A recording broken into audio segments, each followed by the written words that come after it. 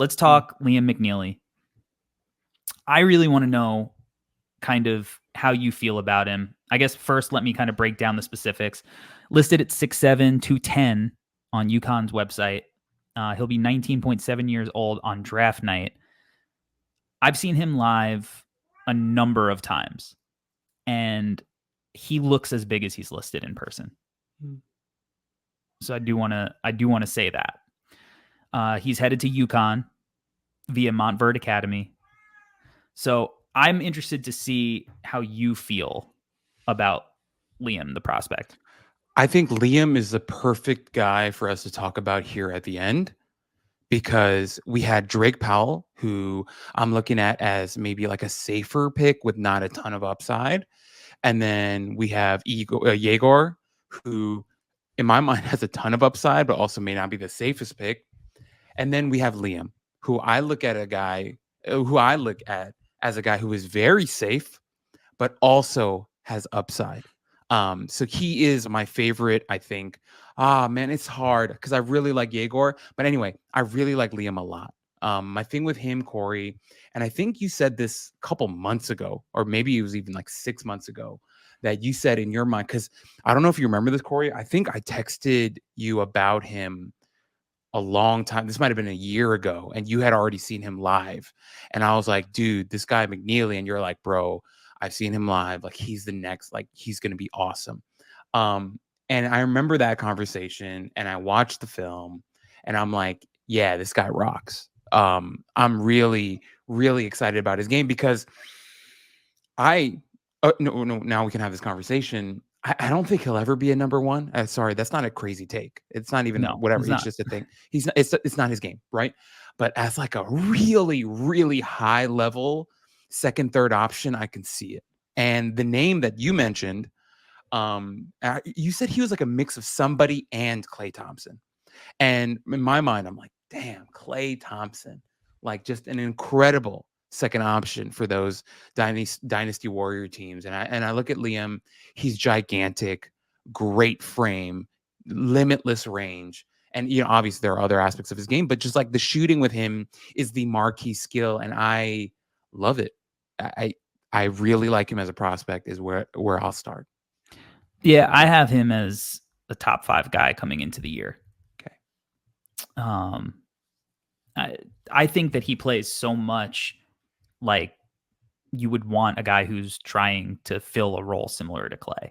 Like, I don't think he's going to be the best shooter in the class, but I think there's a case to be made that he might be the best long-term shooter in the class. And if I'm projecting forward, I think that matters. And I think what's getting underrated is this dude is legit like small forward size. Like, he's a big dude, and he's strong. Like, he's physical. Right. He's not like a skinny, like Grady Dick. I worried about Grady Dick handling physicality and stuff. I don't worry about that with Liam McNeeley. Right. Liam McNeeley's tough. He's a big dude. He looks like a big dude. He's competitive. He can shoot the crap out of the ball. Now, his numbers have been inconsistent, to be fair. I'm going to tell you, I'm very high on him, but his numbers are a little inconsistent. At Montverde, in a role where he's playing off of, Derek Queen and Cooper Flagg and Newell and Robert Wright and this all-star cast that Montverde always has, right? He was a killer. He was 46.4% on 140 attempts during his senior season. He was 50% off the catch, right? Like, you left him open, he was going to make you pay, but he was just 71.4% from the free throw line, right? Now, in EYBL, he shot just 34% from three, but he was 85% on really good volume from the free throw line. So, like, to me, I think he's going to be a fantastic shooter, and I think he is going to absolutely kill in UConn's offense. Yeah. Like, whether you look at Jordan Hawkins, whether you look at, just got drafted by the Grizzlies. Yeah, Cam Spencer. Like, the role that those two guys play, like, and the way that Liam's already accustomed to thriving in an offense where he's moving off of the ball, he's spacing the floor, he's cutting, right? Like, Liam's a good finisher. He was 61% overall, 63% in the half court. has real bounce. He had 12 dunks, good footwork, finishes with both hands. He's like stiffer than Yegor is. Yeah. But he's still able to go like up and under. Like he doesn't necessarily have the same flexibility, but he's still got good body control. I think he's going to kill in that offense. I think if you leave him open, he's going to make you pay for it. He's got NBA range. He's got NBA size. He's got awesome feel. This is a kid who can really pass the ball too. So he's going to attack closeouts, get into the teeth of the defense, and make you pay. Again, like just cycling in these guys in that system.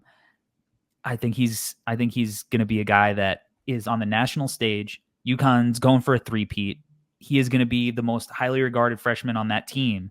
He's going to shoot the ball. He's going to really keep that offense humming. He's a smart player. He's tough. He's going to defend.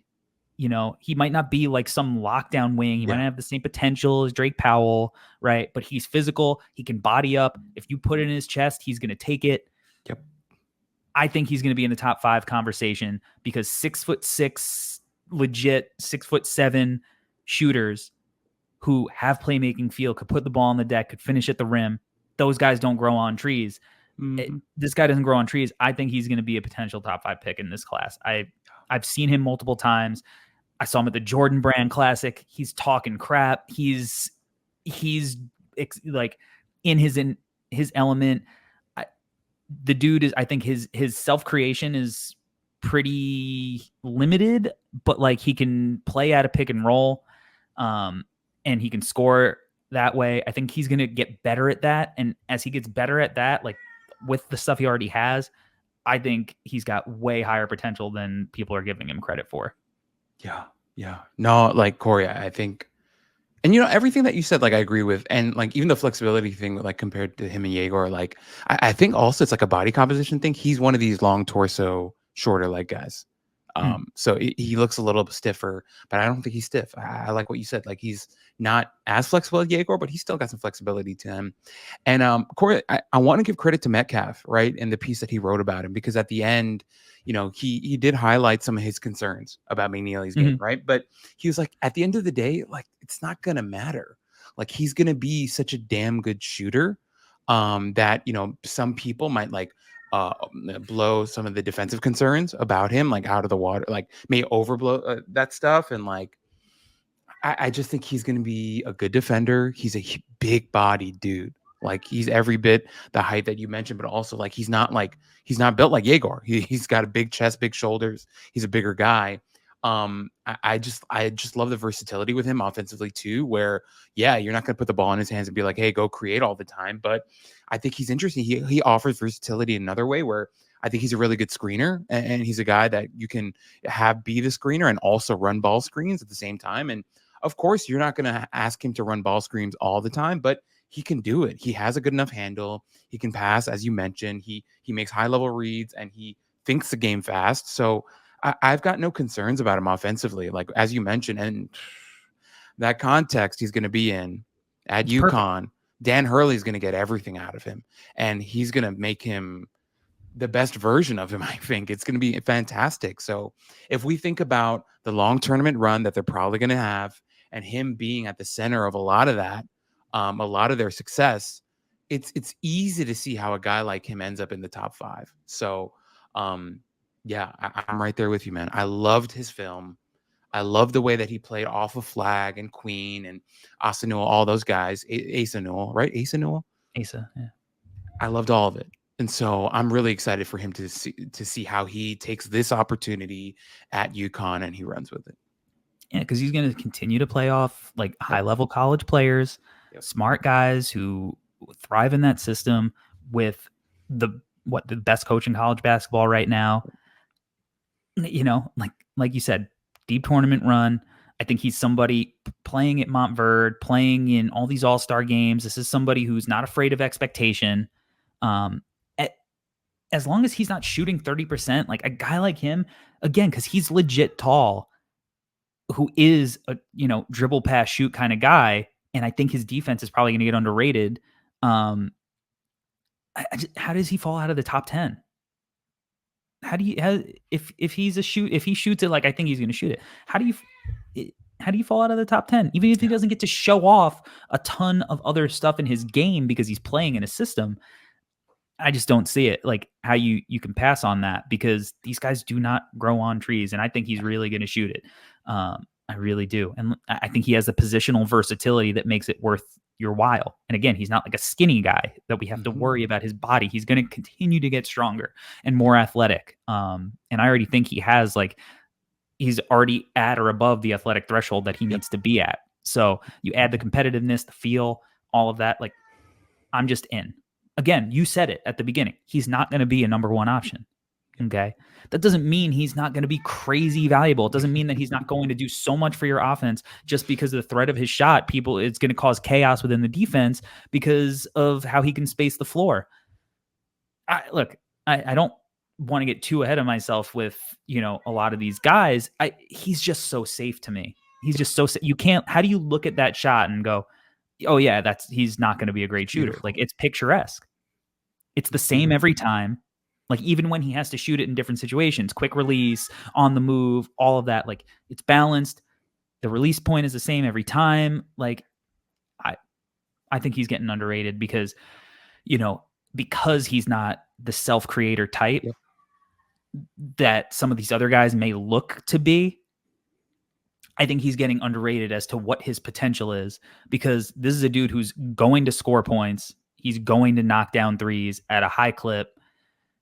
He's going to move the ball and make high-level decisions. He's going to be he's just going to do so much for your team. He brings so much to the table, even if it's in a more simplistic kind of role. These are the kind of guys that you want on your team, in your lineup, as you move deep into the playoffs. This is a guy who's going to play in playoff games, in like high-leverage playoff games, in my mind. So at this point, I think he's being underrated.